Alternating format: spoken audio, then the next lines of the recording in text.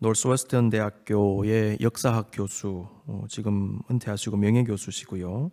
1993년에 퓰리처상 넌픽션 부분의 수상자인 게리 윌스 박사님이라는 분이 계신데요. 이분이 쓴 책 가운데 What Jesus Meant라는 책이 있습니다. 예수는 그렇게 말하지 않았다. What Jesus Meant, 예수님께서 말씀하신 그 바가, 그 의미가 무엇이었는가, 그거죠. 저자는 이 책에서 WWJD를 마치 비밀번호나 특별한 구호처럼 말하는 사람들이 있다, 이렇게 말합니다. WWJD는요, What would Jesus do? 입니다. What would Jesus do? 예수님이라면 어떻게 하실까? 여러분 많이 들어보셨죠? 저자는 우리가 예수님과 똑같이 행동하는 것이 진정한 기독교인의 목표라고 믿고 있다 라고 말합니다. 그러면서 우리가 정말 예수님이 했던 대로 똑같이 행동할 수 있는가에 의문을 표합니다. 왜냐하면 예수님은 인간적으로 생각하기에 기괴한 모습도 많이 보이셨기 때문입니다. 예를 들면요, 예수님이 12살이 되었을 때 유월절에 부모님과 함께 예루살렘으로 가셨습니다. 유월절 지키셨죠? 근데 내려오는 길에 사라지셨어요. 요셉과 마리아는 예수님이 내려오는 동행의 무리 속에 어디에 있다고 알고는 내려왔는데 애가 없는 거예요. 그래서 헐레벌떡 찾으러 다시 예루살렘에 갔습니다. 사흘 만에 찾았습니다. 성전에 앉아 계셨습니다. 뭐 하고 있었느냐? 성전의 율법 선생님들과 얘기하고 있었던 거예요. 야, 너 여기서 뭐 하고 있냐? 그랬더니 내가 내 아버지 집에 있어야 될 줄을 모르셨습니까? 그렇게 얘기하는 거예요. 12살짜리 소년이. 예수님은 공생의 기간 집도 없이 노숙 생활하셨죠. 당시 죄인으로 분류된 사람들과 서슴없이 만나셨습니다. 유대인이라면 모두가 꺼리는 지역인 사마리아로 들어가셔서 수가성 여인 만나시고요. 그 수가성 사람들에게 말씀 전하시고 그 성에서 며칠을 머무시는 파격적인 모습도 보이셨습니다. 예수님은 부패로 가득한 성전에 들어가셔서 제사 제물을 판매하는 상을 뒤엎으시고 장사꾼들을 쫓아내시는 과격한 모습도 보이셨습니다. 예수님의 말씀 중에도 액면 그대로 이해하고 받아들이기 어려운 말씀들이 꽤 많습니다. 예를 들어 보면요, 예수님은요, 마가복음 9장 43절에서 만일 내 손이 너를 범죄하게 하거든 찍어버리라.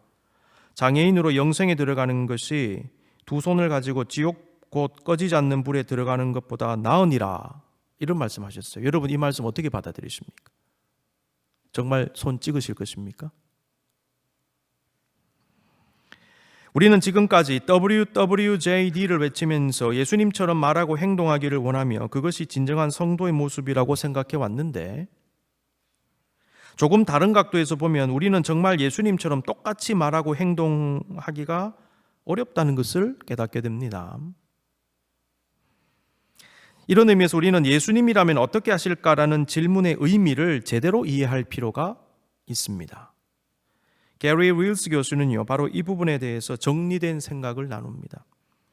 윌스 교수는 성경에 기록된 예수님 말씀과 행동들의 본 뜻을 알기 위해서는 예수님께서 어떤 행동과 말을 했는가를 묻는 것은 적절치 않다, 이렇게 말합니다. 중요한 것은 말씀과 행동의 표면적인 모습과 내용이 아니라 그 속에 담아주신 예수님의 진정한 의도와 메시지라는 것이죠. 만약 우리가 예수님이라면 어떻게 하실까라는 질문을 잘못 이해한 상태에서 마가복음 9장 43절의 말씀을 읽게 되면요, 예수님은 죄를 저지른 우리의 손을 정말 자르라고 말씀하셨다고 극단적으로 생각할 수 있어요.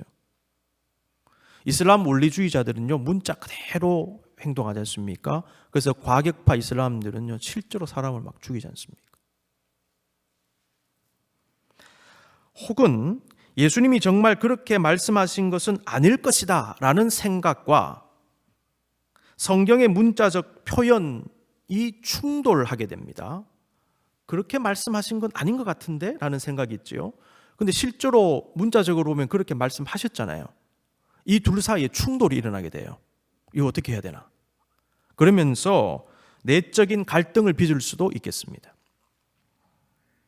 내 손이 너를 범죄하게 하거든 이라는 말씀은 내 스스로가 나를 죄의 유혹에 넘겨주었다라는 것을 의미합니다. 예수님은 나의 잘못으로 인해 나 스스로 죄악에 빠져드는 것을 엄하게 경고하신 것이지요. 예수님은 손을 실제로 자르라고 하신 것이 아니라 그 정도로 나 스스로를 조심해야 한다는 경고의 메시지를 주신 것입니다. 바로 이런 의미에서 우리는 예수님이라면 어떻게 하실까라는 질문을 바르게 이해하고 우리에게 바르게 적용해야 합니다. 물론 우리가 문자 그대로 받아들이고 순종해야 되는 말씀도 굉장히 많습니다. 대표적으로 내가 너희를 사랑한 것 같이 너희도 서로 사랑하라. 여러분, 반박의 여지가 있습니까? 그대로 수용하고 따라야 되는 말씀이지요. 그런데 이런 유행의 말씀 역시 그 속에 담긴 깊은 의미를 헤아리며 받아들일 수 있어야 합니다. 핵심은 예수님의 표면적인 말씀, 모습, 행동 속에 담긴 참된 의도와 메시지라는 것입니다. 우리가 기다려야 하는 예수님을 진정으로 기다리기 위해서는 예수님은 정말 누구이신지, 예수님의 말씀과 행동에 담긴 본 뜻이 무엇인지를 깊이 생각해야 합니다. 우리가 기억해야 되는 것은 예수님을 오해했던 수많은 유대인들처럼 우리도 예수님을 오해할 수 있으며 나도 모르게 예수님의 가르침과는 다른 신앙을 가지고 다른 삶을 살 가능성이 있다는 것입니다.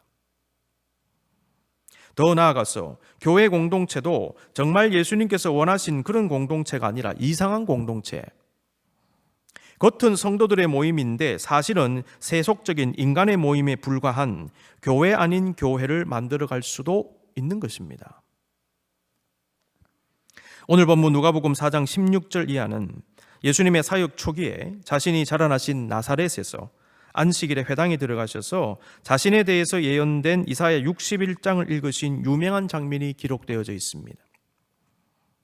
누가복음 4장 16절에서 19절 다시 읽겠습니다. 예수께서 그 자라나신 곳, 그렇게 돼 있죠. 나사렛에 이르사 안식일에 늘 하시던 대로 회당에 들어가서 성경을 읽으려고 서심해 선지자 이사야의 글을 들이거늘 책을 펴서 이렇게 기록된 데를 찾으시니 곧 주의 성령이 내게 임하셨으니 이는 가난한 자에게 복음을 전하게 하시려고 내게 기름을 부으시고 나를 보내사 포로된 자에게 자유를, 눈먼 자에게 다시 보게 함을 전파하며 눌린 자를 자유롭게 하고 주의 은혜의 해를 전파하게 하려 하심이라 하였더라. 우리가 아는 대로 이 말씀은 이사야 61장 1절 2절에 기록된 말씀으로서 이사야의 메시아 예언의 일부분입니다. 이 말씀은 이 땅에 오실 메시아의 사역의 핵심을 선포한 것이지요. 예수님은 자신이 성경에 예언된 바로 그 메시아, 곧 그리스도이심을 선언하신 것입니다. 그래서 예수님은 본문 21절에서 이 글이 오늘 너희 귀에 응하였느니라 이렇게 말씀하셨어요. 문제는 사람들이 받아들이지 않았다는 것입니다. 회당에서 이사야서를 읽으신 예수님을 본 사람들은 다음과 같이 반응했습니다. 4장 22절 그들이 다 그를 증언하고 그 입으로 나오는 바 은혜로운 말씀을 놀랍게 여겨 이르되 이 사람이 요셉의 아들이 아니냐. 여러분, 이 구절은요, 예수님께서 이사야 61장 앞부분만 읽으시고 그냥 내려오신 게 아니라 그 후에 설교를 하셨음을 알게 합니다. 우리는 보통 말씀 읽고 내려온 것처럼 생각하잖아요. 근데 당시에 랍비들이 초청을 받게 되면 말씀을 먼저 읽고 오늘날처럼 설교를 했습니다. 그런데 18절 19절의 그 말씀을 보면 그 이사야 말씀이 명확하게 나와 있기 때문에 누가가 아마 자세한 설교 내용은 생략한 것으로 생각이 됩니다. 어쨌든 간에 예수님이 설교를 하셨어요. 본문에 기록된 사람들의 반응은 두 가지로 볼 수 있습니다. 첫 번째는 사람들이 예수님의 설교에 큰 은혜를 받은 것입니다. 그래서 그들이 다 그를 증언하고 그 입으로 나오는 바 은혜로운 말을 놀랍게 여겨 이렇게 돼 있어요. 두 번째 반응, 이 사람이 요셉의 아들이 아니냐. 예수님 말씀은 전에 경험하지 못한 큰 감동과 깨달음을 주었지만은 그럼에도 예수님은 사실 빈촌인 나사렛에서 목수로 일하는 요셉의 큰아들이었습니다. 쉽게 얘기하면요, 예수님은 목수집 아들이었어요.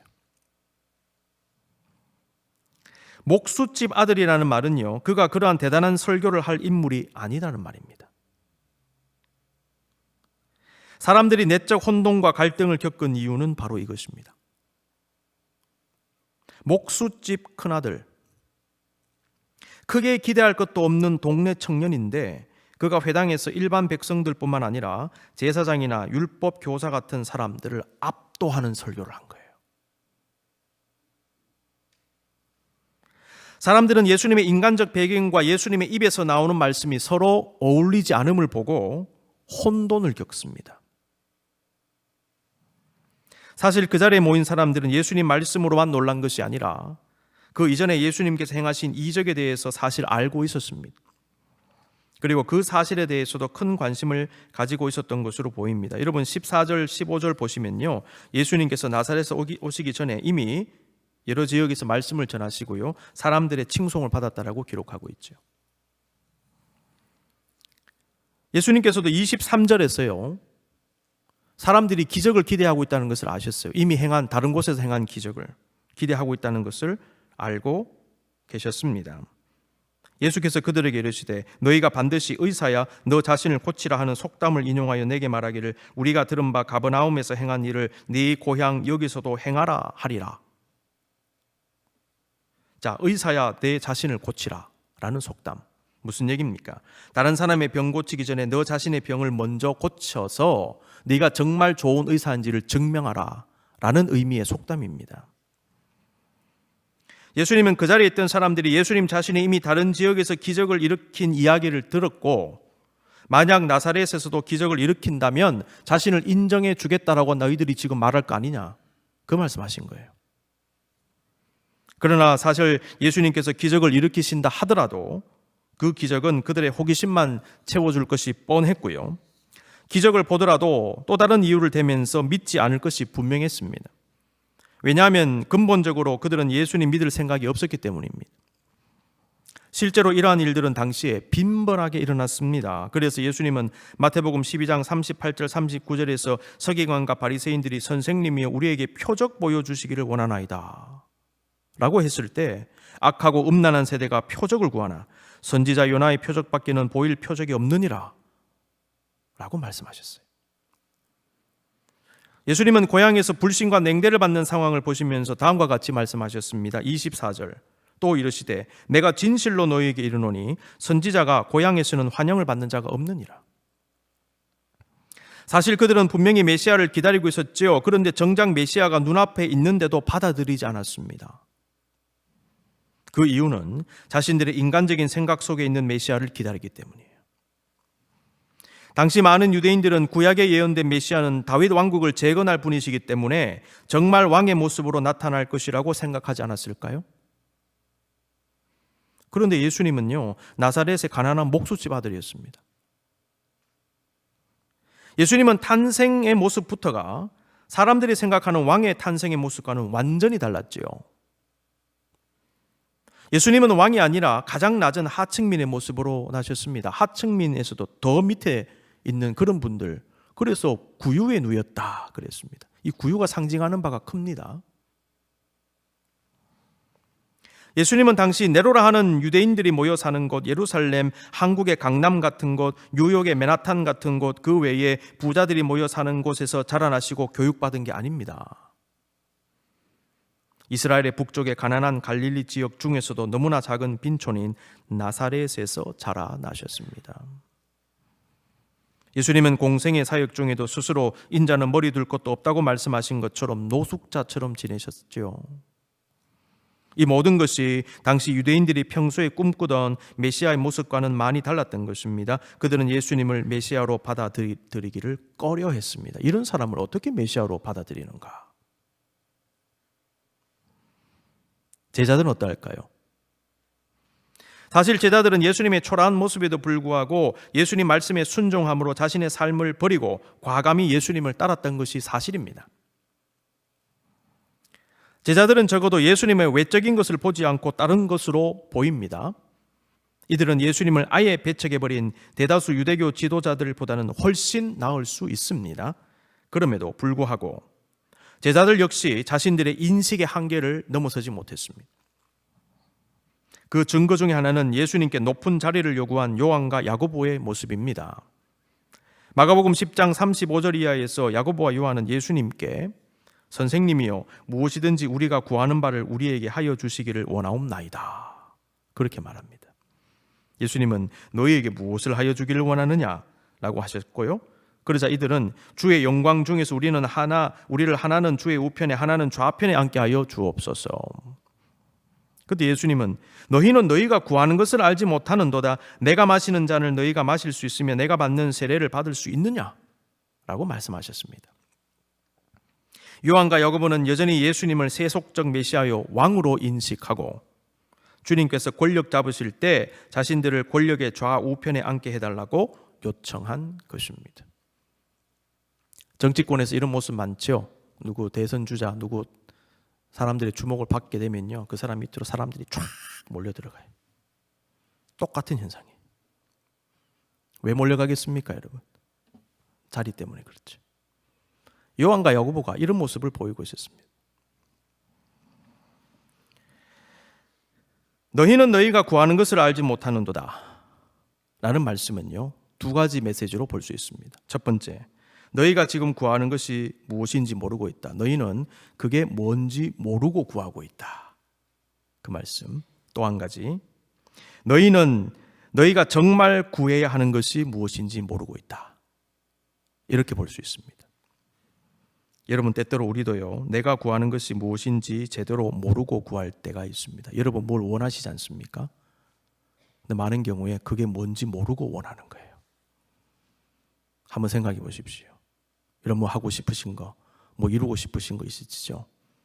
그 정말 뭔지 알고 이루고 싶으십니까? 어떠하십니까? 두 번째, 내가 정말 구해야 되는 것을 모르고 있다는 거예요. 나에게 진짜 필요한 거, 내가 정말 이루어야 되는 거, 내가 정말 해야 되는 거 모르고 있습니다. 너희는 너희가 구하는 것을 알지 못하는도다라는 말씀은 만약 너희가 내가 누구인지 제대로 알면 너희가 구해야 하는 것이 무엇인지도 알리라는 말씀입니다. 그래서 예수님은 내가 마시는 잔을 너희가 마실 수 있으며 내가 받는 세례를 너희가 받을 수 있느냐? 라고 말씀하신 겁니다. 이때의 잔과 세례는 모두 주님의 고난과 주님의 죽음을 의미합니다. 따라서 예수님과 같이 잔을 마시고 세례를 받는다는 것은요, 예수님과 같이 고난과 죽음을 당한다는 의미죠. 예수님은 자신은 고난과 죽음을 통하여 인류를 구원하는 진정한 메시아다라는 말씀을 하신 것입니다. 그러므로 내가 너희에게 줄 것은 잔과 세례다. 너희 그거 받을 수 있느냐? 너희가 추구해야 될 것은 권력 자리가 아니고 이거 아니냐? 그 말씀이죠. 이 부분은 우리로 하여금 예수님에 대한 바른 이해와 믿음이 얼마나 중요한지를 잘 알게 합니다. 제자들이 예수님을 세속적 정치 권력자로 이해했기 때문에 그들은 예수님한테서 권력의 자리를 요구한 겁니다. 하나님을 잘못 이해하면 하나님이 아닌 다른 것을 하나님으로 삼을 수도 있고 하나님이 뜻이 아닌 다른 삶을 살 수도 있습니다. 내가 마시는 잔과 내가 받는 세례를 받을 수 있느냐라는 말씀은 너희는 내가 누구인지 바로 알아야 하며 그 상태에서 나를 온전히 따라야 된다라는 말씀을 주신 것입니다. 예수님은 제자들에게 자신의 생각에 대한 자신에 대한 생각의 변화, 메시아에 대한 생각의 변화를 요구하셨고 그것에 바탕을 둔 삶의 변화를 주문하신 것입니다. 그것이 마가복음 10장 45절에 기록되어져 있습니다. 인자가 온 것은 섬김을 받으려 함이 아니라 도리어 섬기려 하고 자기 목숨을 많은 사람의 대속물로 주려 함이니라. 이 사람들아, 나는 죽으러 왔다. 세속적 왕으로 온 게 아니야. 그런 사람한테 너희가 지금 권력의 자리를 요구하느냐? 잘못 짚었다라는 것입니다. 예수님을 따른다고 하는 제자들이 예수님께 엉뚱한 것을 요구한 것은 그들의 인간적 생각 속의 메시아, 자신들의 욕구를 채워줄 메시아, 자신들이 만든 메시아를 실제 예수님께 투영시켰기 때문이 아니겠습니까? 그러니 예수님께 구해서는 안 될 것을 구했던 것입니다. 여러분, 우리도요, 우리가 만든 하나님을 진짜 하나님께 투영시키는 잘못을 범할 수가 있어요. 내가 생각하는 하나님을 진짜 하나님 앞에 덮어 씌우는 거예요. 그래 놓고는 그 하나님이 원하는 대로 한답시고 내가 원하는 대로 하는 거예요. 이런 문제들이 실제로 일어날 수 있습니다. 샌프란시스코 신학대학원 총장을 역임하신 도널드 W. 맥칼라라는 교수가 계신데 제가 얼마 전에도 만신전 얘기하면서 이 책을 인용한 적이 있습니다. The Trivialization of God이라는 그런 책이 있는데요. 이 책에서요, 성도들이 가질 수 있는 하나님에 대한 몰이해 혹은 잘못되고 왜곡된 이해와 그것의 위험성을 이분이 지적했습니다. 그러면서 오늘날의 시대는 과학 정보 그리고 나 자신이 하나님을 버리고 다른 신을 섬기게 할 수 있다라고 말합니다.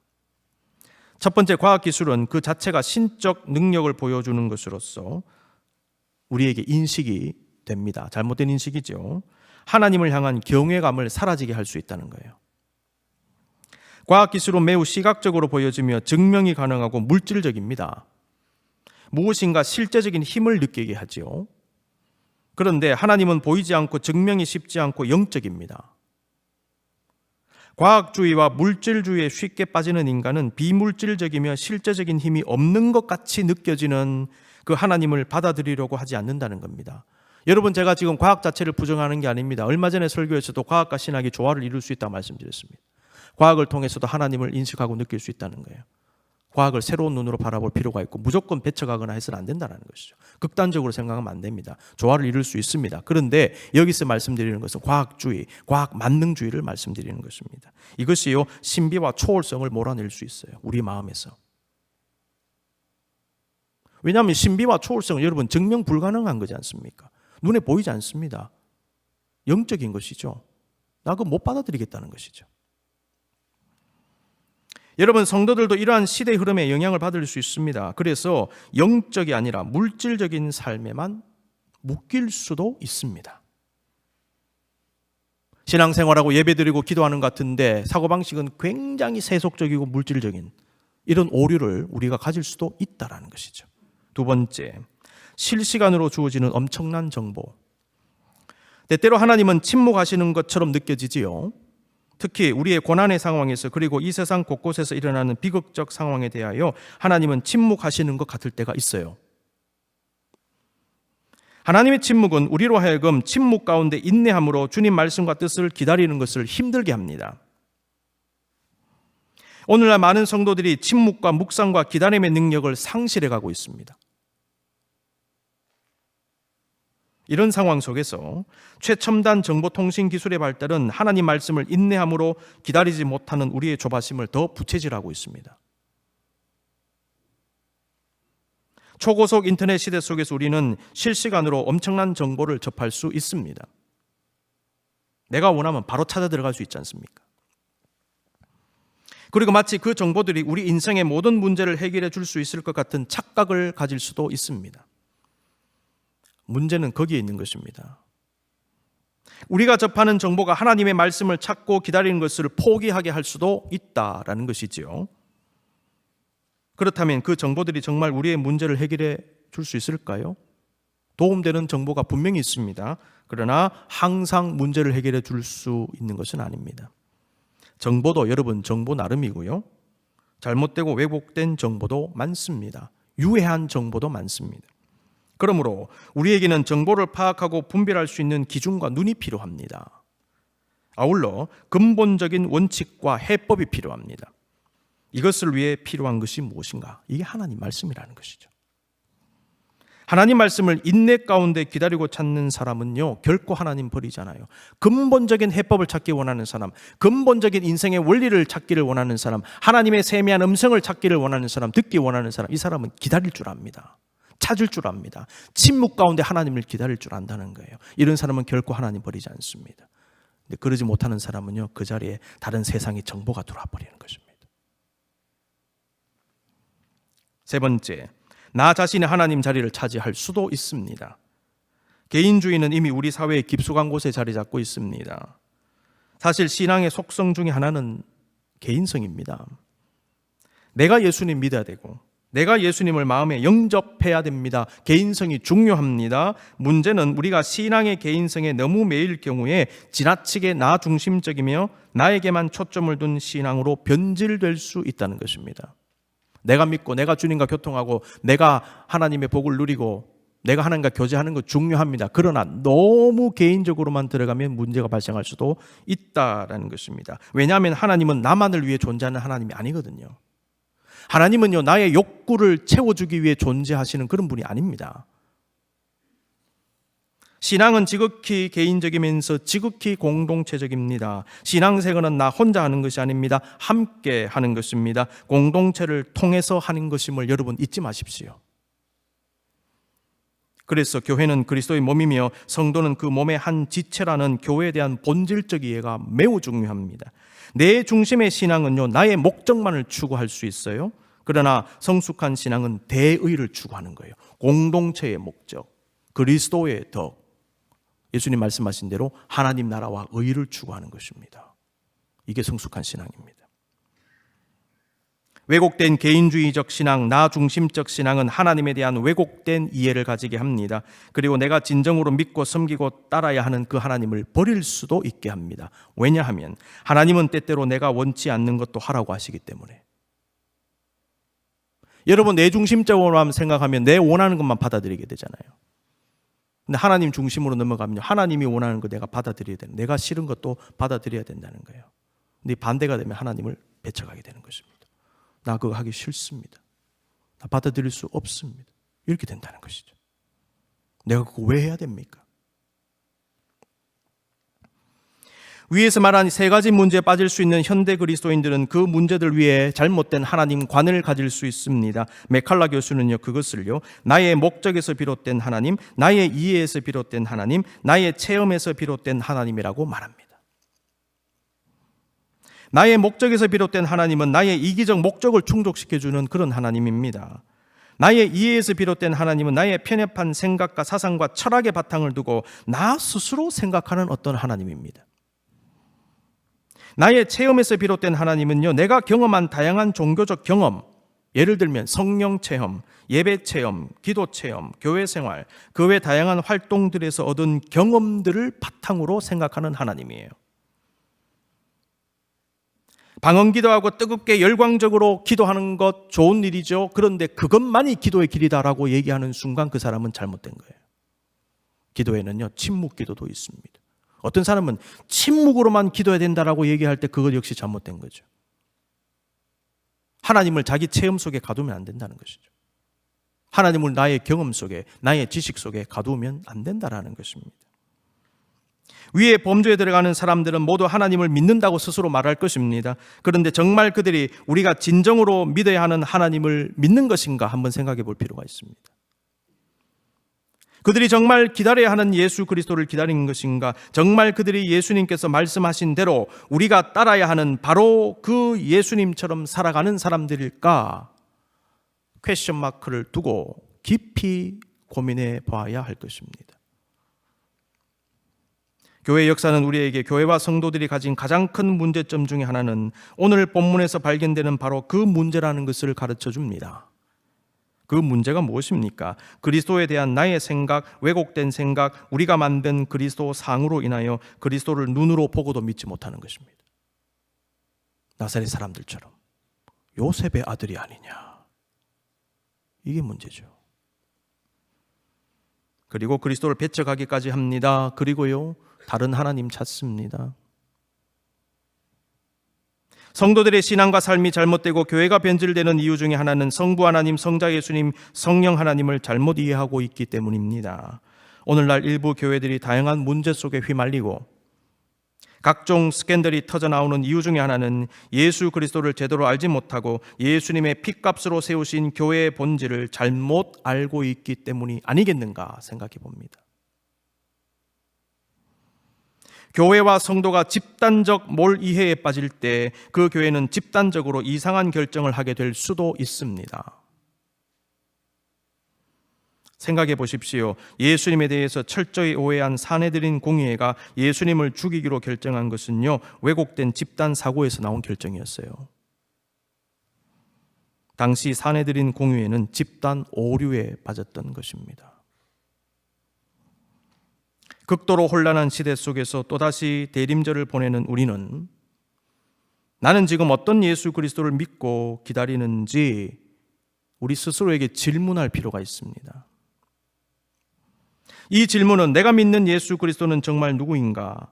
나는 혹시 내가 만든 하나님 사항을 주님께 투영시키거나 혹은 주님의 말씀 가운데 내가 원하는 것만 받아들이고 내가 원하지 않는 것은 걸러내고 있지는 않는가? 라는 질문으로 확장이 될 수 있습니다. 우리가 정말 믿어야 할 예수님을 믿고 그분의 뜻과 의도대로 살기를 다짐하는 사람은 참된 예수님의 길을 걸어가기 원하는 마음으로 비로소 이와 같은 질문을 할 것입니다. 예수님이라면 어떻게 하실까? 우리는 두 가지 질문을 가슴에 품어야 될 것입니다. 나는 어떤 예수를 기다리는가? 그리고 그 예수님이라면 이 상황에서 어떻게 말하고 어떻게 행동하실까?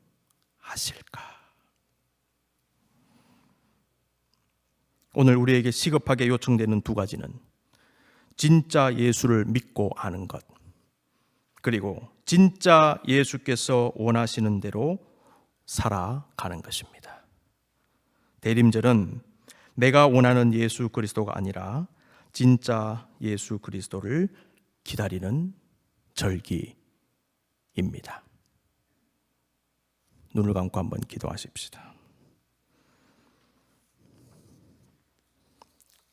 잠잠히 묵상하며